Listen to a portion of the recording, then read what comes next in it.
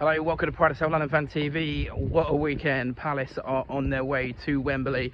A 3-0 win at Craven Cottage. I've got to admit, I didn't think we'd win by that much, but Eberechi Eze turned up. And for me, a significant moment in his career. You know, one question mark that you could have about him, despite his undoubted ability and talent, was that he didn't really turn up or make a game-changing impact on the big important games, and he did that for sure, because I felt like Fulham, to be fair to them, they had the better of the opening spells, but Eze's goal changed the game completely, and that moment of quality in combination with his first ever England goal it's been a pivotal week for his career, in my opinion, perhaps a defining week in terms of his career. So he's my man of the match, Eberechi Eze.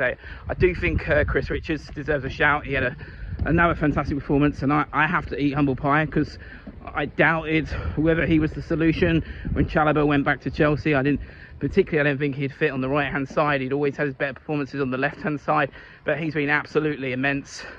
And the other thing I would say is what really pleased me was the Kamada and Nketiah combination for the third goal. Much maligned, sometimes fair enough, you know, the performances at times were below par, but sometimes I felt some of the hate, is hate the right word, some of the criticism was too extreme, particularly in Kamada's case.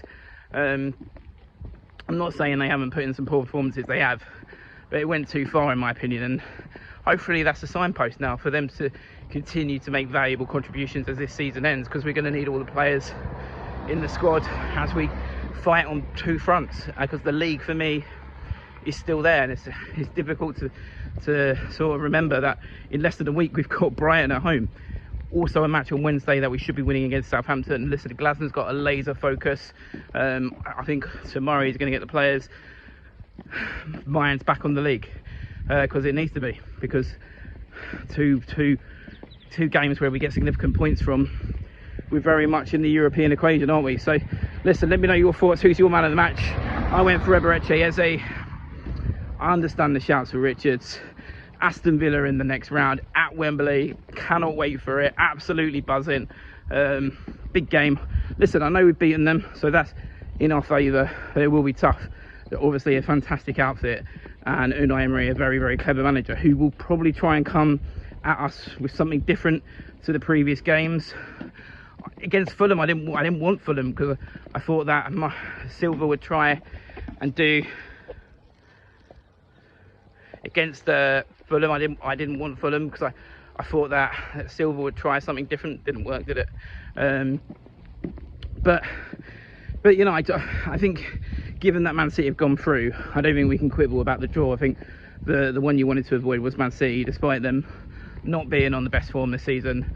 They have the know-how in these competitions. So listen, it's a winnable game. It's going to be a great occasion. Villa are a very big club.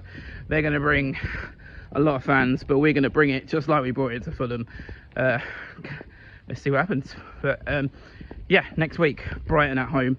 I'll be there with the usual fan footage and preview and reviews, and let's not forget we've got a very important game against Southampton in the week. What would you do? Would you play Mateta, rest anyone? For me, I'd just play the normal team, whatever the best team is. We need to get 3 points. Cannot afford to be dropping points on Wednesday night. Let me know your thoughts as always in the comments below.